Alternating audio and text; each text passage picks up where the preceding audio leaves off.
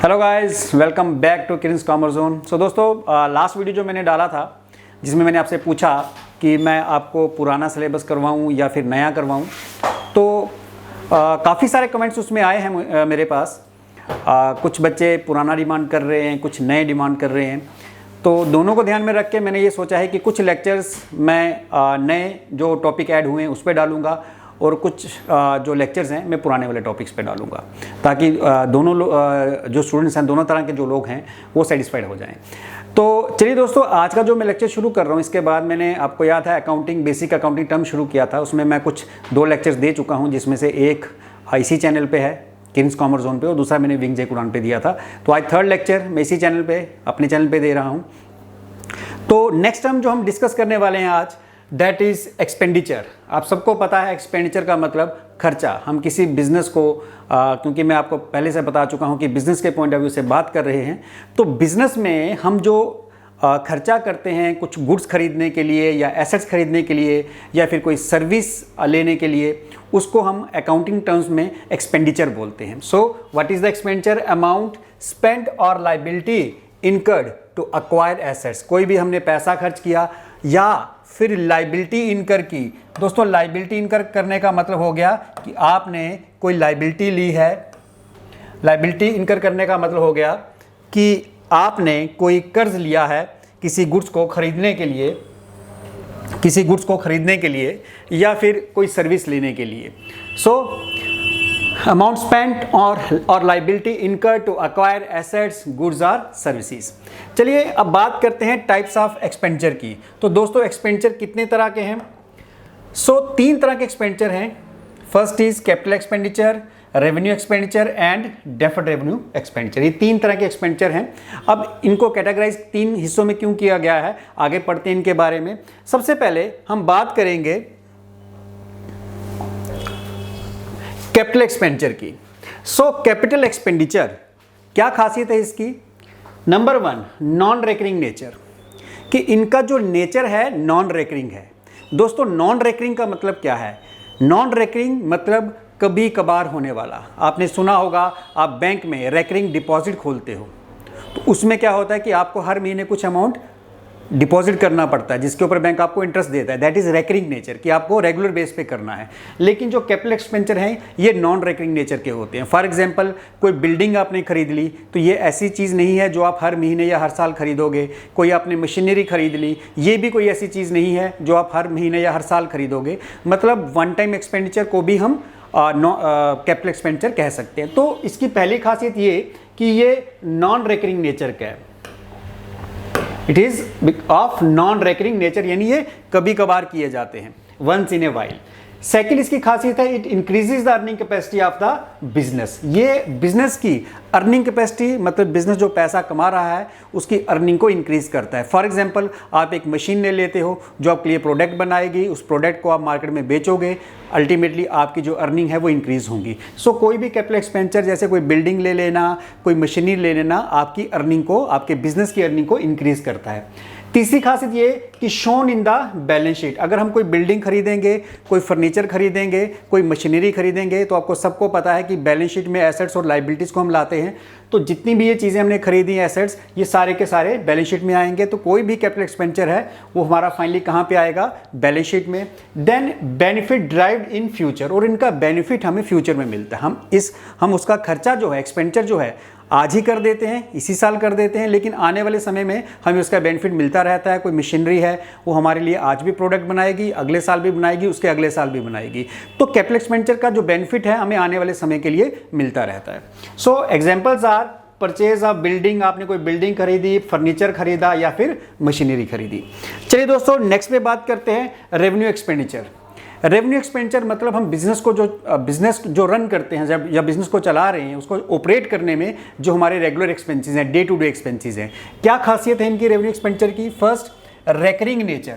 Recurring मतलब regular base में होने वाले। फॉर एग्जांपल, आप अपने एम्प्लॉइज़ को सैलरी देते हो तो हर महीने देते हो, रेंट देते हो बिल्डिंग का तो हर महीने देते हो, लोन लिया है इंटरेस्ट देते हो तो हर महीने देते हो। तो ऐसे एक्सपेंस जो आप रेगुलरली पे कर रहे हो उनको रेकरिंग नेचर का कहा जाता है। तो पहली खासियत। दूसरी खासियत क्या है? To meet day to day expense. ये भी मैंने अभी एक्सप्लेन किया कि हम डे टू डे एक्सपेंस, रोज़मर्रा के एक्सपेंस, हर महीने के एक्सपेंस जो पे करते हैं उन्हीं को हम बोलेंगे रेवेन्यू एक्सपेंडिचर। तीसरी खासियत, shown in the debit side of trading and profit and loss account.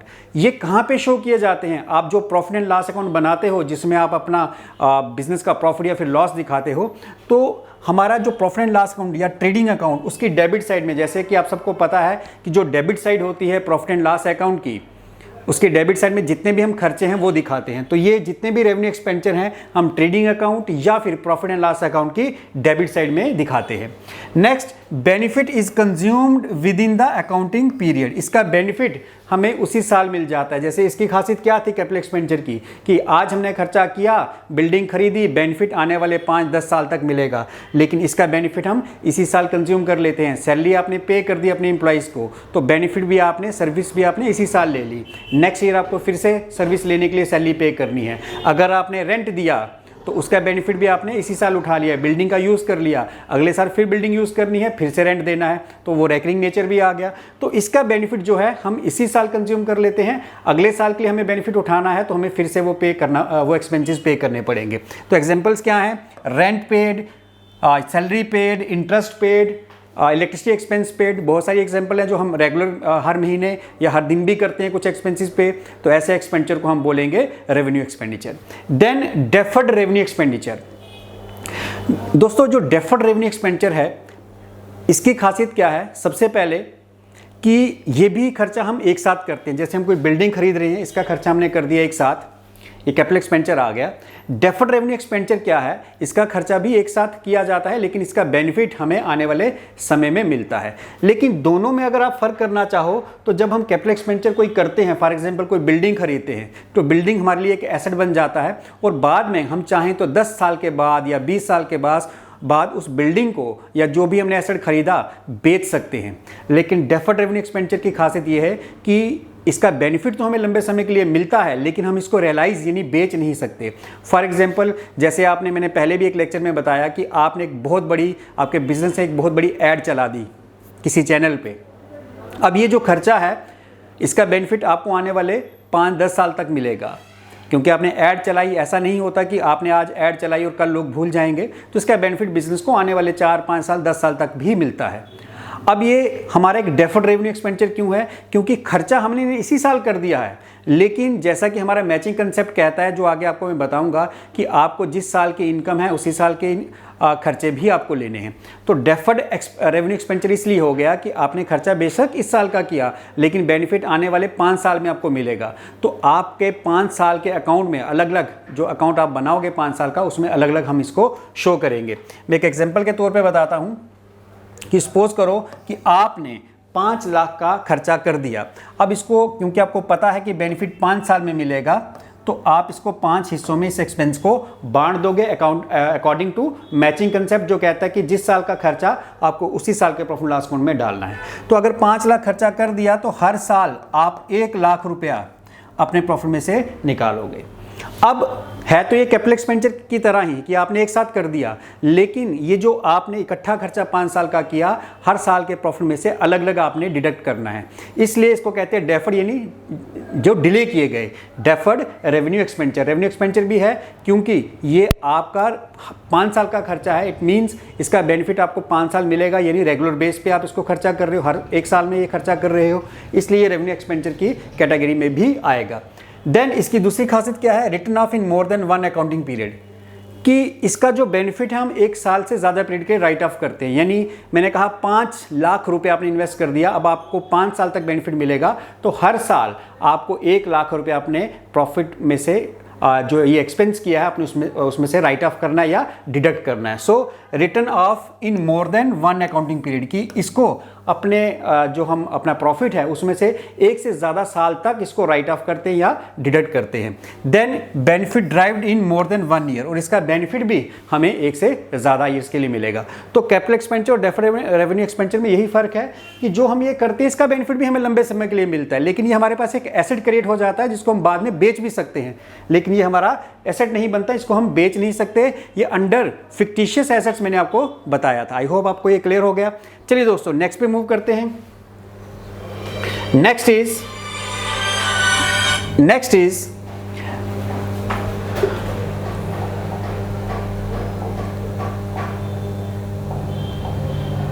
Income. Next is word income. अब दोस्तों इनकम किसे कहेंगे? Income is the profit earn during an accounting period. हमने जो प्रॉफिट अर्न किया, but there is some difference between income and profit. अब जैसे मैं बात करूं कि सोल्ड गुड्स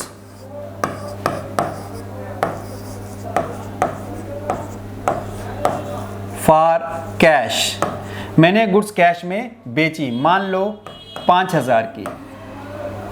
तो इनकम का जैसे आपके सामने मैंने एक फॉर्मूला लिख रखा है, revenue minus income, sorry revenue minus expenses. तो ये जो 5,000 है इसको हम बोलते हैं रेवेन्यू। रेवेन्यू का मतलब हो गया ग्रॉस रिसिप्ट्स, कि विदाउट डिडक्टिंग एनी एक्सपेंस, कोई भी एक्सपेंस काटे बिना जो आपको पैसा आया उसको हम बोलेंगे रेवेन्यू। अब इस गुड्स जो हमने बेची, जो हमने गुड्स बेची, मान लो इस गुड्स को खरीदने में मैंने खर्चा किया था 3,000 का, तो ये मेरा हो गया एक्सपेंस या कॉस्ट। तो मेरे पास कितना पैसा बचा? 2,000। इसको मैं बोलूंगा income. So this is called income. तो इनकम मतलब income is the profit earn during an accounting period. किसी अकाउंटिंग पीरियड में जो आपने प्रॉफिट कमाया, प्रॉफिट आपको कैसे आएगा? आप अपनी रेवेन्यू में से यानी ग्रॉस रिसिप्ट्स में से जब अपने खर्चे निकालोगे तो उसको हम प्रॉफिट या इनकम बोलेंगे। But there is basic difference between profit and income, आगे आपको बताऊंगा। In other words, difference between revenue and expenses. दूसरे शब्दों में ये कह सकते हैं कि रेवेन्यू और एक्सपेंसेस में जो डिफरेंस है उसको हम क्या बोलेंगे? इनकम, जो कि मैंने आपको एक एग्जांपल के तौर पे समझा दिया। चलिए दोस्तों नेक्स्ट पे बात करते हैं। Next is profit. अब दोस्तों जैसे मैंने कहा इनकम और प्रॉफिट में फर्क है। देखिए इनकम हम इंडिविजुअली हर ट्रांजैक्शन पे कैलकुलेट कर सकते हैं। जैसे मैंने अभी आपको बताया कि मैंने गुड्स बेची 5,000 की, 3,000 का मेरी कॉस्ट थी, 2,000 मुझे बच गया। ये इंडिविजुअल ट्रांजैक्शन पे हम कैलकुलेट करते हैं। लेकिन प्रॉफिट हमारी एक ब्रॉडर सेंस में लेते हैं। प्रॉफिट वर्ड नॉर्मली यूज़ किया जाता है जब हम साल के एंड में अपने बिजनेस का फाइनल रिजल्ट बनाते हैं, यानी प्रॉफिट एंड लॉस अकाउंट बनाते हैं। तो जितनी साल भर में ट्रांजैक्शन हुई, जितनी हमारी साल भर में इनकम हुई, जितनी साल भर में हमने सेल्स की, जितनी साल भर में हमने एक्सपेंसेस किए, तो उन एक्सपेंसेस में से, उन इनकम में से हम अपने एक्सपेंसेस जब डिडक्ट करते हैं तो टोटल जो हमारे पास बचता है, कलेक्टिव जो हमारे पास अमाउंट बचता है, उसको हम नेट प्रॉफिट बोलते हैं। So profit means income earn by business from its operating activities. Business की जो ऑपरेटिंग एक्टिविटीज़ हैं, जिस ऑपरेटिंग एक्टिविटीज़ मतलब जिस चीज़ का हम बिजनेस कर रहे हैं, वहाँ से हम जो प्रॉफिट कमाते हैं या मुनाफा कमाते हैं, सारी इनकम में से सारे एक्सपेंस निकालने के बाद उसको हम प्रॉफिट बोलेंगे। तो डिफरेंस क्या है कि इनकम जो वर्ड है, आप इंडिविजुअल ट्रांजैक्शन पे अपनी इनकम या प्रॉफिट निकाल सकते हो, लेकिन प्रॉफिट जो वर्ड है ये एक कलेक्टिव वर्ड है, मतलब साल भर की इनकम में से साल भर के एक्सपेंसेस निकालने के बाद जो आपके पास बचता है उसको टर्म नाम दिया जाता है profit. So next word is gain. Gain, देखो हमारा प्रॉफिट क्या था? ये वो मुनाफा था जो हमें बिजनेस से जनरेट हुआ, जिसका हम जनरली बिजनेस कर रहे हैं वहाँ से जो जनरेट हुआ वो प्रॉफिट है। और गेन क्या है? गेन ऐसी चीज़ जो हमारे नॉर्मल रूटीन बिजनेस का हिस्सा नहीं है, हमारी ऑपरेटिंग एक्टिविटीज़ में जो नहीं आता, यानी ऐसा प्रॉफिट जो हमें बिजनेस, बेशक हमने बिजनेस की इनकम लगाई है लेकिन वो हमारे नॉर्मल रूटीन बिजनेस का हिस्सा नहीं है, या बिजनेस से बाहर हुआ या इरेगुलर एक्टिविटी से हुआ, उसको हम बोलेंगे gain. So gain is increase in owner's equity, कि ओनर्स की जो इक्विटी, आप सबको पता है कि कैपिटल या इक्विटी कब इंक्रीज होती है? जब हमें प्रॉफिट होता है या गेन होता है। तो gain is increase in owner's equity resulting from something other than day to day earning. यानी ये पैसा कहाँ से आया? हमारी डे टू डे अर्निंग से नहीं आया, यानी डे टू डे अर्निंग से बाहर, उससे बाहर हमें कोई पैसा मिला या हमने मुनाफा कमाया, उसको हम बोलेंगे profit. So gain is increase in owner's equity resulting from something other than day to day earning from irregular और नॉन रेकरिंग नेचर्स। ऐसी इनकम्स जो इरेगुलर हैं या नॉन रेकरिंग नेचर की हैं। एग्जाम्पल क्या हो गया? जैसे मैं कहूँ gain on sale of land, मैंने कोई ज़मीन बेची और उसमें मुझे गेन हुआ। अब ये इरेगुलर है, मतलब ऐसी इनकम रेगुलर बेस पे नहीं होती। या नॉन रेकरिंग है, जिसका वर्ड में मतलब मैंने अभी आपको थोड़ी देर पहले सिखाया भी है कि नॉन रेकरिंग मतलब कभी कभार होने वाली। तो अगर मैं कोई फिक्स एसेट बेच रहा हूँ, उसमें मुझे कुछ प्रॉफिट हो रहा है, ये नॉर्मल मेरी रूटीन बिजनेस से नहीं हुआ, तो इसको हम अकाउंटिंग टर्म्स में बोलेंगे गेन। आई होप ये आपको क्लियर हो गया। चलिए दोस्तों नेक्स्ट पे मूव करते हैं। Next word is bad debts. Bad मतलब बुरा। अब कई बार हम किसी के फेथ पे, किसी की बातों पे यकीन करके किसी को कुछ उधार में गुड्स बेच देते हैं या कुछ उधार दे देते हैं जो हमें वापस नहीं आता। तो ऐसा पैसा जो हमारा किसी कारण से डूब गया, जो रिकवर नहीं हुआ, उसको अकाउंटिंग टर्म्स में हम बोलते हैं बैड डेट्स। सो क्या है bad debts? Amount which has become irrecoverable. ऐसा अमाउंट जो रिकवर नहीं हो सकता, इट इज ए, उसको हम क्या बोलेंगे? Bad debt. It is a loss to a business. एक बिजनेस के लिए ये लॉस है and this debited to profit and loss account. इसलिए इसको हम प्रॉफिट एंड लॉस अकाउंट के डेबिट साइड में रखते हैं, क्योंकि लॉस को आपको पता है हमेशा ही प्रॉफिट एंड लॉस अकाउंट के डेबिट साइड में रखा जाता है, जितने भी एक्सपेंस एंड लॉसेस हैं। सो बैड डेट्स हो गया आपका वो पैसा जो आपको किसी अपने कस्टमर से या जिसको आपने पैसा दिया था उससे रिकवर नहीं हुआ, बिजनेस के लिए लॉस है, और जितने भी एक्सपेंस लॉसेस हैं प्रॉफिट एंड लॉस अकाउंट की डेबिट साइड में आते हैं। आपको एमसीक्यूज में यही पूछा जा सकता है कि बैड डेट्स कहाँ आता है, तो आपको बताना है कि प्रॉफिट एंड लॉस अकाउंट की डेबिट साइड में। चलिए नेक्स्ट इज बैलेंस शीट। अब बैलेंस शीट क्या है? किसी भी बिजनेस की अगर आपने ओवरऑल पिक्चर देखनी है, अगर आपने बिजनेस की फाइनेंशियल स्ट्रेंथ देखनी है, फाइनेंशियल पोजीशन देखनी है, तो आपको देखनी है उसकी बैलेंस शीट। उस बैलेंस शीट में क्या क्या होता है कि बिजनेस के पास क्या क्या एसेट्स हैं वो उस बैलेंस शीट में होता है, क्या क्या बिजनेस की लाइबिलिटीज़ हैं, कर्ज कितने हैं वो उस बैलेंस शीट में होता है, कितने बिजनेस के पास रिजर्व्स हैं। रिजर्व्स मतलब ऐसा प्रॉफिट जो बिजनेस ने अपने पास रखा हुआ है, जो डिस्ट्रीब्यूट नहीं किया गया, या फ्यूचर के लिए हम कुछ पैसा जब जोड़ देते हैं या अपने लिए रख लेते हैं, उसको हम रिजर्व बोलते हैं। तो हर बिजनेस अपने लिए कुछ पैसा फ्यूचर के लिए बचा के रखता है, जिसको हम बोलते हैं reserve. Reserve is a part of profit. तो कितने बिजनेस के पास रिजर्व्स हैं, कितनी ओनर की कैपिटल है, कितना उसको प्रॉफिट हुआ, ये सारी चीज़ें किसी भी बिजनेस की बैलेंस शीट हमें दिखा देती है। तो बिजनेस की एक ओवरऑल पिक्चर कि बिजनेस फाइनेंशियली कितना स्ट्रांग है, कितना वीक है, अगर हमें देखना है तो हमें बिजनेस की एक बैलेंस शीट देखनी होती है। सो it is the statement of the financial position. ये फाइनेंशियल पोजीशन की एक स्टेटमेंट है of an enterprise which shows, जो हमें क्या बताती है? एसेट्स, लाइबिलिटीज, कैपिटल और रिजर्व के बारे में। आपको पता है बैलेंस शीट इस तरह से बनाई जाती है, यहाँ पे लाइबिलिटीज आ जाती हैं, इस तरफ एसेट्स आ जाते हैं। तो यहाँ पे जितने एसेट्स हैं वो लिखे जाते हैं, यहाँ कैपिटल और बाकी की लाइबिलिटीज़, रिजर्व्स वगैरह, रिजर्व एंड सरप्लस, ये सारी चीज़ें लिखी जाती हैं। तो बैलेंस शीट बेसिकली एक कंपनी के बारे में सब बता देती है। एक एक्सरे होता है जो सब बता देता है कि इस कंपनी के पास क्या क्या प्रॉपर्टीज़ हैं, क्या क्या इसके कर्ज हैं, लाइबिलिटीज़ कितनी है, कैपिटल कितनी है, प्रॉफिट कितना है, रिजर्व्स कितनी है। ये सारी चीज़ें हमें कहाँ पता चलती हैं? बैलेंस शीट में। आई होप ये भी क्लियर है आपको। चलिए दोस्तों नेक्स्ट पे मूव करते हैं। Next is discount. डिस्काउंट मतलब छूट। हम कभी भी कोई चीज़ खरीदने जाएंगे, हम दुकानदार से ये बोलेंगे हमें डिस्काउंट कर दो, तो डिस्काउंट होता है छूट। अब ये जो छूट है, ये जो डिस्काउंट है, जिसने डिस्काउंट दिया उसके लिए लॉस है क्योंकि उसको कम पैसा मिलेगा, और जिसको डिस्काउंट मिला उसके लिए गेन है क्योंकि उसको कम पैसा देना पड़ेगा। सो डिस्काउंट क्या है? Reduction in price of goods, यानी गुड्स की प्राइस में रिडक्शन, और from the amount to be paid to customer, या कस्टमर ने जो अमाउंट पे किया उसमें से रिडक्शन।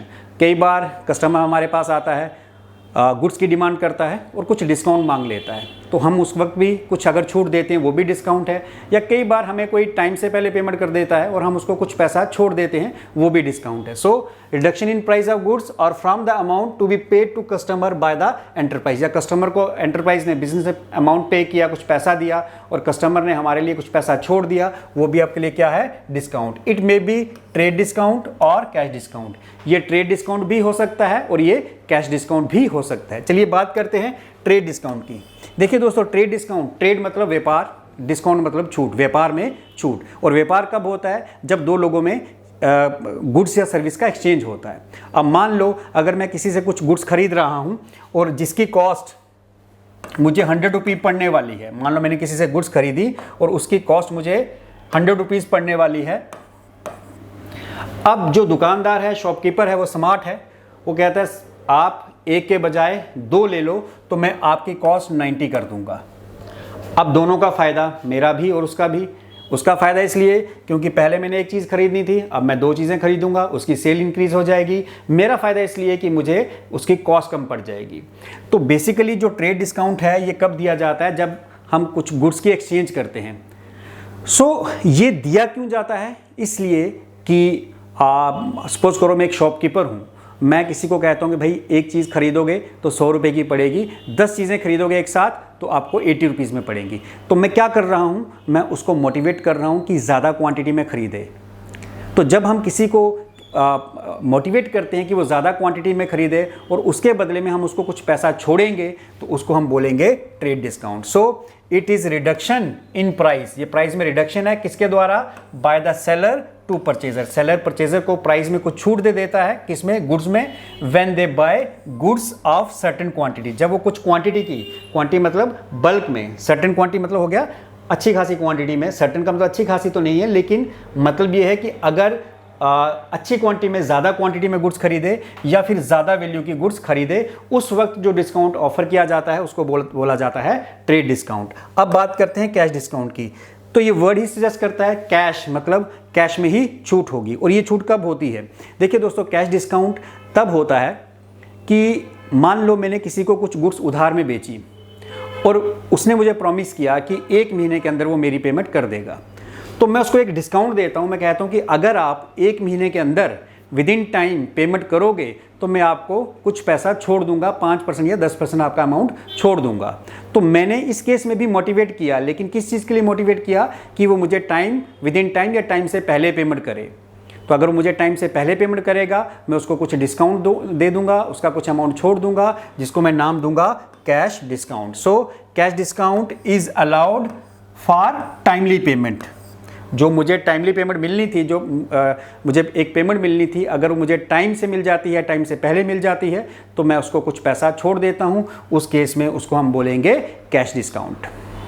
आई होप दोस्तों ये चीज़ें आज आपको क्लियर हो गई। नेक्स्ट लेक्चर मैं लेके आऊँगा बहुत जल्द, और जैसा मैंने बोला कि जो नया सिलेबस है मैं उसके भी लेक्चर्स लेके आऊँगा, मिक्स रखूँगा, ताकि दोनों तरह के स्टूडेंट्स जो हैं वो बेनिफिट करें, जो पुराना देखना चाहते हैं, जिन्होंने देख लिया हुआ है, और जो न्यू स्टूडेंट्स हैं जिन्होंने अभी ज्वाइन किया है, उनको भी बेनिफिट हो।